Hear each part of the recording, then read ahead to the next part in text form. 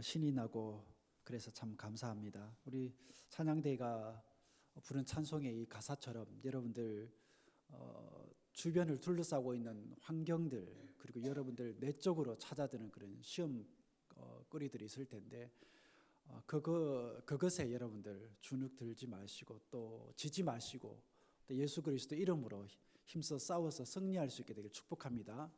우리가 살다 보면 아무리 내가 잘하려고 해도 잘해지지 않을 때가 있습니다.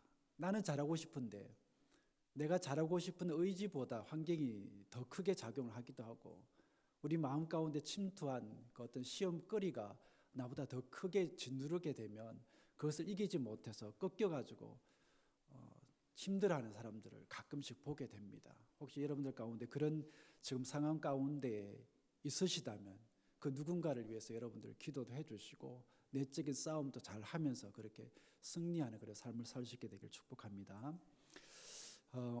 우리는 흔히 어떤 사람을 보고 주님을 잘 믿는다라고 말을 합니다. 그렇다면 그렇게 말을 하는 기준이 뭘까요? 물론 그 기준이야, 그 나름대로의 기준이야 있을 수 있겠지만, 오늘 말씀을 통해서 볼 때 우리가 어떤 사람을 보고 주님을 잘 믿는다라고 말할 수 있는 것은 그 사람의 기도 내용 때문입니다. 즉 주일 정도 지키는 신앙생활을 하다가 살아계신 주님을 만나고는 그 사람의 기도 내용이 달라지는 걸 보게 됩니다. 그리고 그 기도의 내용대로 그 사람의 말과 행동이 닮아가는 걸 우리가 볼 때에 그런 말을 할 수가 있는 거예요. 왜 그런가 하면 주님이 이 가르쳐 주신 기도는 주님의 뜻과 소망이 담겨 있는 기도문이고 또 믿는 사람들을 향한 소망이 담겨 있는 기도문이기 때문에 그렇습니다. 무엇보다 하나님의 나라를 소망하고 그 나라에 헌신하는 기도이기 때문에 그렇습니다. 그렇기 때문에 우리가 이 기도를 온전히 할 수가 있다면, 이 기도를 우리가 온전히 할 수만 있다면 우리는 참으로 주님의 제자가 될 수 있을 것입니다. 어느 날 제자들이 주님께 찾아와서 기도를 가르쳐 달라고 부탁을 합니다. 당시 유명한 그 스승들은 그 자신의 가르침을 기도에 담아서 제자들에게 주는 관습이 있었습니다. 그래서 제자들이 어디에 있든지 간에 그 기도를 드림으로써 스승의 가르침을 되새길 수 있도록 그렇게 했던 거예요. 오늘 성경에 나오는 그 세례 요한 역시 그러한 관습에 따라서 자신의 제자들에게 그 기도를 가르쳐 주기도 했던 겁니다. 그랬기 때문에 주님의 제자들 역시 주님께 와서 우리에게도 기도를 가르쳐 달라고 요청을 하고 있는 거예요. 여러분의 전이나 우리 모두는 주님을 믿고 신앙생활을 하면서부터 지금까지 여러분 한번 생각을 해보세요. 주님이 가르쳐 주신 그 기도를 얼마나 많이 했는지 아마 수도 없이 했을 겁니다. 그렇다면 여러분은 그 주기도문의 내용을 얼마나 잘 알고 있습니까? 그리고 얼마나 깊이 이해하고 있습니까? 이 주기도문은 기독교의 많은 기도들 중에서 기도의 정수라고 할 만큼 아주 깊이가 있으면서도 동시에 어려운 기도입니다. 깊다라는 것은 이 내용을 우리가 묵상하면 할수록 더 깊은 뜻을 깨닫기 때문이고, 또 그리고 어렵다라고 말을 하는 것은 이 기도를 드리면 드릴수록 주님처럼 기도하기가 힘들다라는 것을 깨닫기 때문에 그렇습니다. 그러기에 이 기도는 주님의 마음을 우리 마음 가운데 담지 않고서는 결코 드릴 수 없는 기도이기도 한 거예요. 우리는 매일 기도합니다. 매일 기도해요. 그래, 여러분들 한번 생각을 한번 해보십시오. 여러분들이 매일같이 드리는 그 기도가 오늘 주님께서 우리들에게 가르쳐주고 있는 이 주님의 기도에 얼마나 닮아 있나? 조금 아니면 많이? 별로 자신이 없을 거예요. 그렇기 때문에 우리 믿는 사람들은 이 주님의 가르쳐 주신 이 기도를 통해서 바르게 기도할 수 있어야 합니다. 그렇다면 바르게 기도해야 한다는 것은 무슨 뜻일까요? 그것은 이 주기도문에 담겨 있는 그 뜻을 우리가 잘 알고 난 후에 기도해야 한다는 것입니다. 그렇게 할 때에 주님께서 기뻐하시는 기도를 우리가 할 수 있게 되는 것이고, 그런 우리는 조금씩 주님을 닮아가는 제자들이 될 수 있게 되는 것입니다. 그렇기 때문에 어떻게 기도하느냐, 어떤 내용을 가지고 기도하느냐에 따라서 우리의 삶과 그리고 신앙이 결정이 된다라고 볼 수도 있는 겁니다. 이 주기도문은 크게 세 부분으로 나누어집니다. 먼저 하나님에 대한 부분인데, 즉 하늘에 계신 우리 아버지여, 이름이 거룩히 여김을 받으시오며 나라가 임하시오며 뜻이 하늘에서 이루어진 것 같이 땅에서도 이루어지이다. 다시 말해, 하늘에 계신 우리 아버지, 아버지의 이름을 거룩하게 하시며 아버지의 나라가 오게 하시며 아버지의 뜻이 하늘에서와 같이 땅에서도 이루어지게 해달라는 겁니다. 다음은 우리에 대한 부분입니다.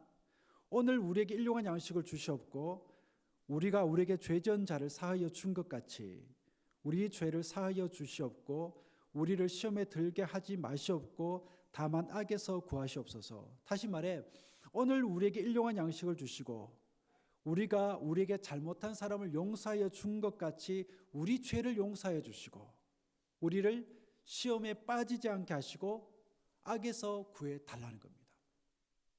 마지막으로 다시 하나님께 돌아갑니다. 나라와 권세와 영광이 아버지께 영원히 있사옵나이다. 다시 말해, 나라와 권능과 영광이 영원히 아버지의 것입니다 라는 거예요.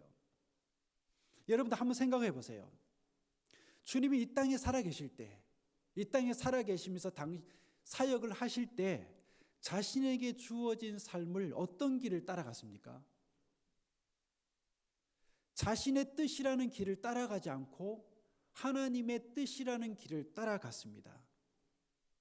그랬기에 주님은 먼저 하나님의 뜻을 구했던 것이고 하나님의 뜻에 대해 가장 많이 기도했던 거예요. 그랬기에 주님의 모든 관심사는 뭐였습니까? 하나님의 뜻이었고, 그리고 하나님의 뜻이 이 땅 가운데 이루어지는 것이 누구의 소망이었습니까? 주님의 소망이었던 겁니다. 그렇게 봤을 때 이 땅의 모든 고통들이 생겨나는 원인이 무엇일까? 그건 바로 오늘 주님께서 우리들에게 가르쳐주고 있는 이 주기도문을 통해서 우리가 바라볼 때에 하나님의 이름이 거룩히 여김을 받지 못했기 때문이라는 겁니다. 그 이스라엘 사회, 하나님을 믿는다고 하는 그 종교 사회가 왜 그 종교 사회 속에서 소외된 자들이 생겨나고 억눌린 자들이 생겨나고 울부짖는 자들이 생겨날까? 그 백성들이 하나님의 이름을 거룩하게 여기지 않았기 때문이라는 겁니다. 그러니까 하나님의 자리에 피조물이 앉아 있고 피조물의 자리에 하나님을 두었기 때문이에요. 다시 말해서 하나님의 이름을 내팽개치고는 하나님이 앉아 계셔야 할 자리에 우상을 두고 사람을 앉히며 하나님이 받으셔야 할 영광을 자신이 차지했기 때문에 그 땅에 이러한 고통들이 생겨나게 되었다라는 것입니다. 그렇기 때문에 하나님의 이름이 온전히 회복되기 전에는 결코 이 땅에 고통들이 사라지지 않을 겁니다. 이러한 사실을 너무나 잘 알고 계셨던 주님이셨기 때문에 온 마음과 온 정성을 다해서 온 힘을 다해서 하나님의 이름과 그 뜻을 위해 기도하자고 말하고 있는 것이고 그런 기도를 드렸던 겁니다.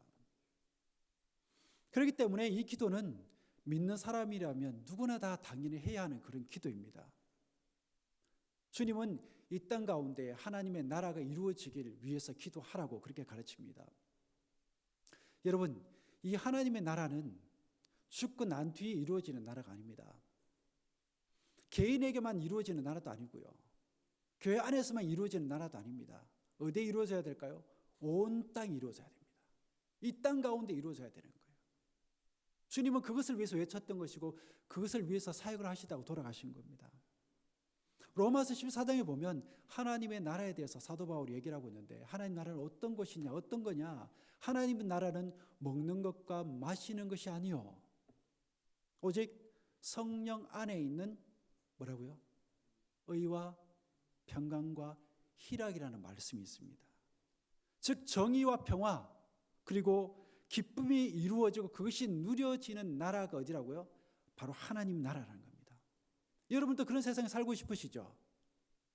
가정에서부터 이루어가십시오. 또 우리 교회 안에 이루어지기를 축복합니다. 그러게 우리는 이 땅에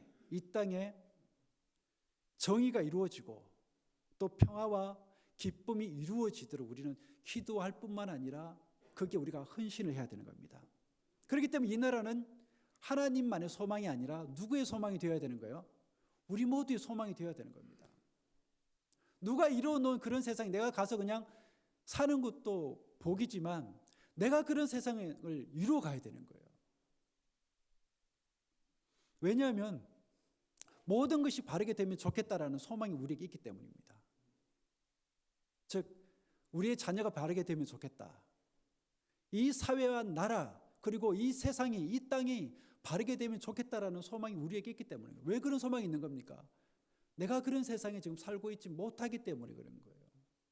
누구 탓할 것도 없습니다. 이 말씀을 받은 우리가 먼저 그런 세상을 이루어갈 수 있도록 해야 된다는 거예요. 또 모든 관계가 아름다워지기를 바라는 소망이 우리에게 있기 때문입니다. 그래서 즉 평화를 바라는 마음이죠. 그래서 가족 간에 바르게 되면 좋겠다. 그리고 성도들 관계, 그리고 인종 간의 관계가 바르게 되면 좋겠다라는 그런 마음이 있는 거예요. 나아가 우리 모두는 기쁨을 누렸으면 좋겠다라는 그런 마음이 있습니다. 내가 어떤 일을 하든지 간에, 내가 누구를 만나든 간에 두렵거나 미운 마음이 아니라 기쁨과 행복을 누리며 좋겠다라는 거예요. 이런 모습들이 이루어지고 보이며 그리고 누리는 곳이 어디냐? 바로 하나님의 나라입니다. 가만히 들여다보면 이 주기도문 속에 나오는 기도의 주체가 누구냐?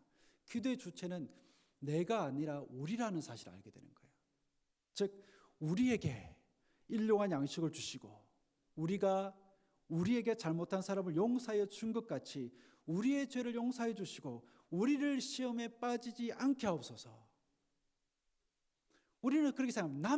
나만 괜찮으면 되는 거지. 나만 잘 살면 되는 거지. 나만 생각하는데 주님은 뭐라 그러냐? 내가 아니다. 우리다, 우리. 오늘 주님이 가르쳐 주신 이 기도에서 나오는 우리라는 말은 결코 우연히 사용된 말이 아니라 굉장히 의미가 깊은 그런 뜻이 들어 있습니다. 즉 주님은 믿는 사람들은 어떻게 살기를 원한다라는 거예요? 우리로 살아가기를 원한다라는 거예요. 우리로 살아가기를 원한다라는 거예요. 그러니까 기뻐할 때 함께 기뻐하고 슬퍼할 때 함께 슬퍼하는 모습을 바로 주님이 우리에게 보기를 원하시는 모습이다라는 겁니다. 여러분 창세기 3장에 보면 어떤 얘기가 나옵니까? 죄가 어디에 들어갑니까? 죄가 에덴 동산에 들어오면서 가장 먼저 어려움을 겪는 모습이 어떤 모습이죠? 아담과 하와가 잘 살고 있었잖아요. 하나가 되어서 살고 있었습니다. 그런데 그 우리라는 모습이 어려움을 겪게 되는 겁니다. 그전에는 함께 슬퍼하기도 하고 괴로워도 행복하게 그렇게 했는데 이 죄가 들어옴으로 말미암아 그런 모습에 균열이 가고 깨지게 되고 분열이 생겨나게 되는 거예요. 그런데 사도행전 2장에 보면 다른 모습이 보이기 시작합니다. 성령이 임하자 마가다락방에 모였던 사람들에게서 새로운 모습이 보이기 시작합니다. 어떤 모습이죠? 우리가 회복되어지는 모습이 보이기 시작합니다. 이 모습을 본 성경의 저자가 이렇게 증언합니다. 믿는 무리가 다 한 마음과 한 뜻이 되어 모든 물건을 서로 통용하고 한 마음이 되었다. 한 마음이 되고 또 한 뜻이 되어서 서로 물건을 통용했다. 성령이 그들에게 임하자 자신의 것을 자신의 것이라고 움켜쥐지 않고 자기만을 생각하는 사람이 아니라 우리를 생각하는 모습들이 그 가운데서 보이기 시작하더라는 겁니다. 이렇게 해서 누구의 자리가 회복이 됩니까? 하나님의 자리가 회복되는 거예요. 하나님의 자리는 그런 자리거든요. 하나님이 다스리는 자리는 그런 자리거든요. 그래서 생명의 관계가 만들어지고 생명을 살리는 신앙이 회복이 되는 겁니다. 그러기에 교회와 우리의 가장 큰 사명이 여러분들 무엇일까요? 성령 안에서 우리를 회복해 나가는 것입니다. 그런데 여러분, 태초에 하나님이 아름답게 만드셨던 그 에덴 동산에 죄가 들어오면서 그 공동체가 어떻게 됩니까? 모르십니까? 파괴가 되잖아요. 그 공동체를 파괴시킨 그 죄가 힘을 과시하며 우리가 선망하던 이 초대 교회 공동체에도 들어와서 그 공동체를 어렵게 만듭니다. 사도행전에 나오는 아나니아와 삽비라 부부의 얘기를 여러분들 다들 아실 겁니다. 그들도 자신들의 재산을 팔아서 교회에 이제 헌금을 하게 되는데 모든 헌금을 다 하지 않고 얼마를 숨긴 채 헌금을 하게 되거든요. 그러면서 그들이 죽게 되는 일이 발생을 하게 됩니다. 참 안타까운 일이죠. 왜냐하면 한참 교회 안에 성령이 충만하게 역사하고 기적이 일어나고 믿는 자들이 막 늘어나는 그런 상황 가운데서 이런 불상사가 발생했기 때문에 그렇습니다. 여러분, 이 사건의 핵심이 여러분들 뭐라고 생각하십니까? 그건 재물도 아니고 거짓말도 아닌 공동체를 파괴하는 죄의 역사가 이 교회 안에 들어왔다라는 거예요. 이 죄라는 놈은 교회 공동체를 얼마나 어렵게 만들고 얼마나 힘들게 만드는지 모릅니다. 그런데 이때 베드로가 어떤 조치를 취하느냐 하면 이 사실을 사람들 앞에서 공개적으로 밝힙니다. 많은 교인들 앞에서 그들을 정죄했다라는 거예요. 왜 성령을 속이느냐고 말이죠. 어떻게 보면 베드로가 이들을 책망하는 것은 무모한 일이라고도 볼 수가 있습니다. 왜냐하면 그들을 공개적으로 정죄하다가 그들과 원수가 될 수도 있잖아요. 그들과 원수가 될 수도 있고 아니면 이 일이 다른 사람들에게 알려지게 되면 복음 전파에 방해가 될 수도 있기 때문에 그렇습니다. 그렇기 때문에 차라리 어떻게 하면서 덮거나 아니면 개인적으로 불러서 조용히 권면을 하는 게 더 좋을 수도 있습니다. 그런데 베드로는 그렇게 하잖아요. 오히려 공개적으로 그 일을 밝힙니다. 왜 그렇게 했을까요? 교회 공동체는 개인과 개인의 모임이 아니라 하나님 백성으로서의 공동체이기 때문에 그렇다라는 거예요. 그 한 사람의 죄는 그 한 사람만의 죄가 아니라 우리 모두의 죄라는 겁니다. 물론 또 영적인 교훈을 주기 위한 의도도 물론 있었을 것입니다. 이 일이 있고 난 후에 성경이 뭐라고 기록을 하고 있느냐면 온 교회와 이 일을 듣는 사람들이 다 크게 두려워했다. 사도들의 손을 통하여 민간의 표적과 기사가 많이 일어나며 믿는 사람이 다 마음을 같이하여 솔로몬 행각에 모이고 그 나머지는 감히 그들과 상종하는 사람이 없으니 백성이 칭송하더라.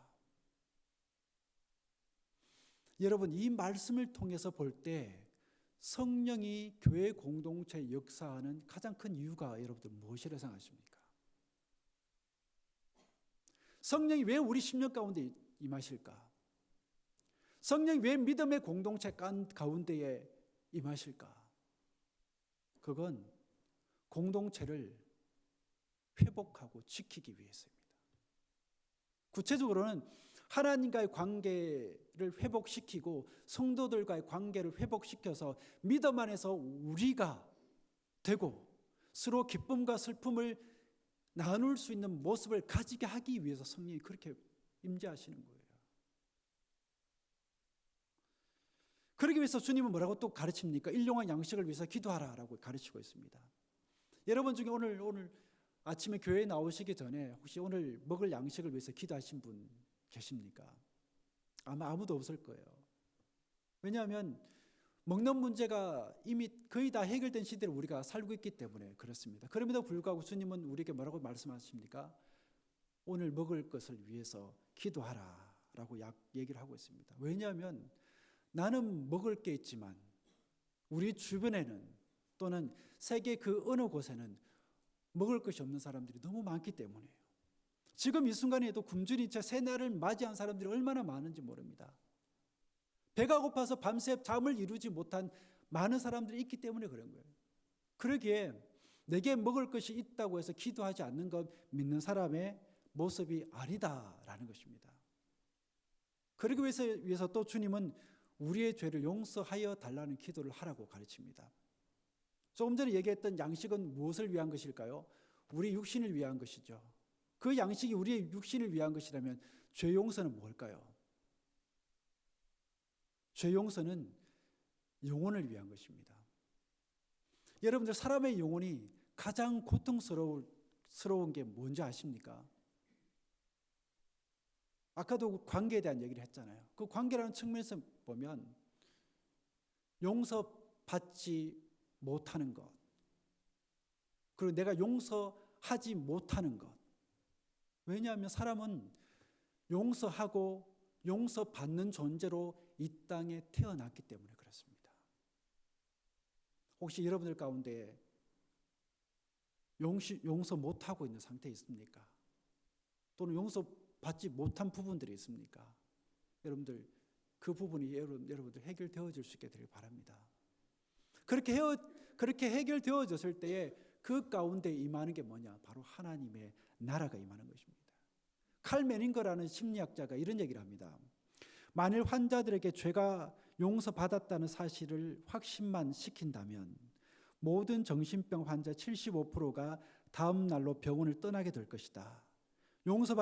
용서받지 못하고 용서하지 못하는 것은 모든 정신병의 원인이다. 그렇기 때문에 여러분들 한 공동체가 이루어지기 위해서, 그리고 그 공동체가 건강하게 지탱하려면 그 공동체에 뭐가 필요할까요? 바로 용서하는 정신이 필요합니다. 용서하는 정신이 있어야 되는 거예요. 여러분들 하나님의 나라를 어디 가서 찾지 마세요. 그저 내가 죽고 난 후에 갈 나라라고만 생각하지 마십시오. 주님은 그렇게 말씀하지 않았습니다. 이 땅 가운데 내가 그 나라를 선포하기 위해서 왔다. 그 나라를 너희들에게 맛보게 해주기 위해서 내가 이 땅에 왔다. 그러니 그 나라를 우리가 이 땅 가운데서 우리가 맛보며 살아가야 되잖아요. 그리고 주님은 시험에 들지 않도록 기도하라고 얘기를 합니다. 런던 타임즈에 한동안 재미있는 기사들이 실렸는데 세상 여러 가지 일들을 다루는 그런 기사였습니다. 그런데 그 기사 항상 마지막에 세상은 무엇 때문에 이렇게 되었는가? 라는 문구를 항상 넣어서 기사를 마무리를 합니다. 이걸 본 체스터턴이라는 유명한 철학자가 신문 편집장에게 이런 답글을 보냅니다. I am. 즉 세상은 무엇 때문에 이렇게 되었는가라는 그 질문에 그는 바로 나라는 이기주의가 그렇게 만들었다라고 답변을 하고 있는 거예요. 그렇기 때문에 여러분들 우리는 어떻게 기도해야 될까요? 주님, 성령으로 인하여 회복된 우리 됨을 잃어버리지 않도록 해주옵소서. 우리가 다시 죄악된 이기주의로 빠지지 않게 해주옵소서. 오늘도 우리 됨을 지키며 함께 울고 함께 웃는 모습을 갖게 하옵소서. 또다시 형제의 아픔을 외면하고 형제의 기쁨을 시기하며 형제를 정죄하지 않게 해야 달라는 이런 기도를 우리가 할 수 있어야 됩니다. 여러분들 마음 가운데 지금 옆에 앉아서 예배드리는 누군가를 품을 수 있는 마음의 여지가 있으십니까? 그것을 위해서 기도하십시오. 마지막으로 나라와 권능과 영광이 영원히 아버지에게 있기를 원한다라고 주님 말씀하십니다. 주님이 말씀하신 이 나라라는 것은 우리 삶의 전 영역을 얘기를 하는 겁니다. 그리고 주님 말씀하신 이 권능이라는 것은 생명이 가지고 있는 모든 능력을 말하는 것이며, 주님 말씀하신 이 영광이라는 것은 모든 일의 결과를 얘기를 하는 것입니다. 즉 이 땅의 모든 것들, 그러니까 내가 가지고 있는 어떤 재능이나 능력이 결국에는 누구에게 영광을 돌려야 된다고요? 하나님께 영광이 돌려져야 된다는 거예요. 왜냐하면 모든 것은 하나님의 것이기 때문에 그럽니다. 결코 내 것이 아니에요. 결국 이것이 우리의 신앙 고백이자 우리의 소망이며 우리의 기도가 되어야 된다는 거 얘기를 하는 겁니다.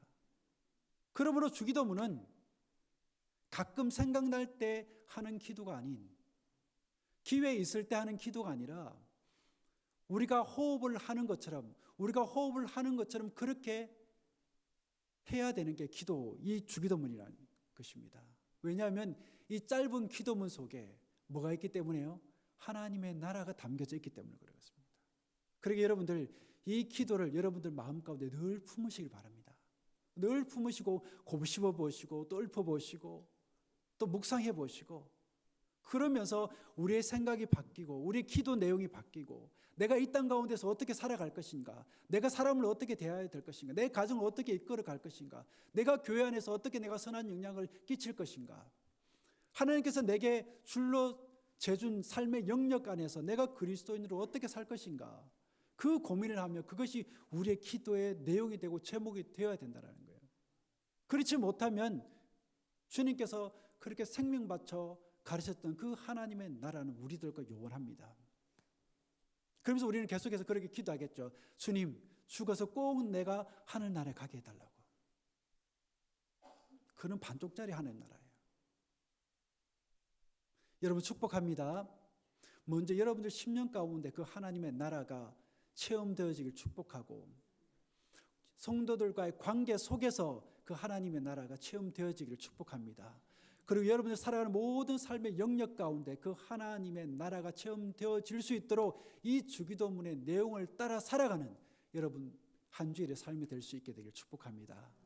기도하겠습니다. 우리 믿는 자들의 마음과 삶 속에 먼저 하나님의 이름이 회복되는 역사가 있기를 원합니다. 그래서 우리의 마음과 삶 그리고 관계 속에 하나님의 나라가 이루어져 우리를 통해 하나님의 뜻이 이 땅에 나타나고 열매 맺게 하옵소서. 그것이 우리의 기도가 되고 그것이 우리의 삶의 내용이 되어 하나님께 영광을 돌리는 우리가 되게 하옵소서. 예수 그리스도 이름으로 기도드립니다.